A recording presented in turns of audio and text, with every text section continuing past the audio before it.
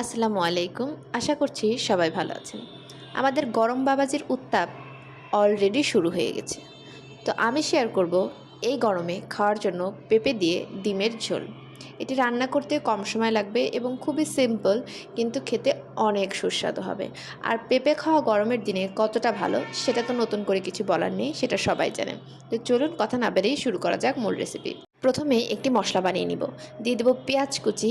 এখানে আমি 2টি বড় সাইজের পেঁয়াজ কুচি নিয়েছি, সাথে 5টি কাঁচামরিচ যেগুলোতে একদমই ঝাল নেই, 6-7 টুকরা রসুন, 2টি এলাচ ও হাফ চামচ জিরা দিয়ে এটাকে ব্লেন্ড করে নিব। ব্লেন্ডারে নোংরা ছিল না, ব্লেন্ডারে জিরা গুঁড়া করেছিলাম, সেটাতেই আমি রেগুলার ব্লেন্ড করছি, কারণ আমি খুবই কিপটা জিরা গুঁড়া ওয়েস্ট হোক সেটা আমি চাইনি। এবার নিয়ে নিব 3টা ডিম।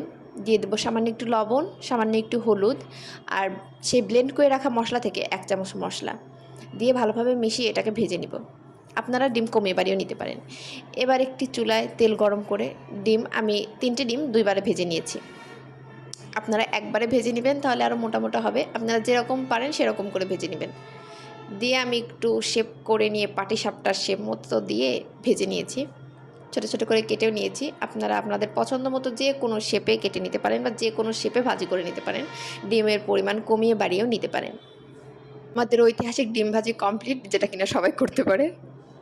তো এবার মূল রান্নায় চলে যাব।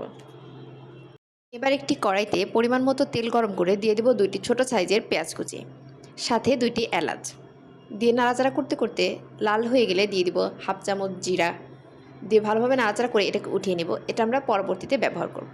এবার ওই তেলের মধ্যে আর সামান্য একটু তেল অ্যাড করে দিয়ে দেব একটি তেজপাতা আর বেটে রাখা মশলা। দিয়ে ভালোভাবে নাড়াচাড়া করে গুঁড়া মশলা দিয়ে দিব। 1 চামচ লবণ, হাফ চামচ হলুদের গুঁড়া, 1 চামচ মরিচের গুঁড়া।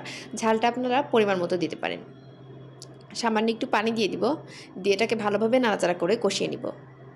মশলা থেকে যখন তেল বের হয়ে আসবে তখন দিয়ে দিব পেঁপে। আমি এখানে পেঁপেটা ভাপ দিয়ে রেখেছিলাম, বা পেঁপেটা 70% সেদ্ধ করা। পেঁপেটা দিয়ে ভালোভাবে নাড়াচাড়া করে একটু পানি দিয়ে ঢাকা চাপা দিয়ে রাখবো। পেঁপেটা সহ মশলা যখন কষানো হয়ে গেছে তখন একটু ভালোভাবে নাড়াচাড়া করে দিয়ে দিব ঝোলের জন্য পানি। আমি এখানে ছোট গ্লাসের 1.5 গ্লাস পানি দিয়েছি। যেহেতু আমার পেঁপেটা আগে থেকেই সেদ্ধ করা ছিল, পেঁপেটা সেদ্ধ হয়ে গিয়েছে, তাই আমি এখানে কম পানি ব্যবহার করেছি।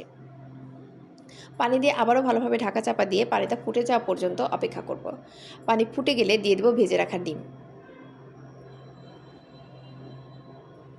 ডিম দিয়ে আবারও নাড়াচাড়া করে ঢাকা চাপা দিয়ে রাখবো। ঝোল যখন একদমই শুকে যাবে তখন দিয়ে দিব আগে থেকে ভেজে রাখা সেই পেঁয়াজ বেরেস্তা বাটা। দিয়ে 2 মিনিট ফুটিয়ে নামিয়ে নিলেই রেডি এই গরমে খাওয়ার জন্য একটি পারফেক্ট তরকারি। এটা যে কোনো বয়সী মানুষ খেতে পারবে, বাচ্চা থেকে শুরু করে বয়স্ক মানুষ পর্যন্ত, এমনকি রোগীরাও খেতে পারবে, যাদের পেটে সমস্যা বা সিজারিয়ান ডেলিভারি তারাও খেতে পারবে। তো আমার ভিডিওটি যদি ভালো লেগে থাকে তাহলে লাইক, কমেন্ট এবং শেয়ার করবেন এবং আমার চ্যানেলটিকে ফলো করবেন। আল্লাহ হাফেজ।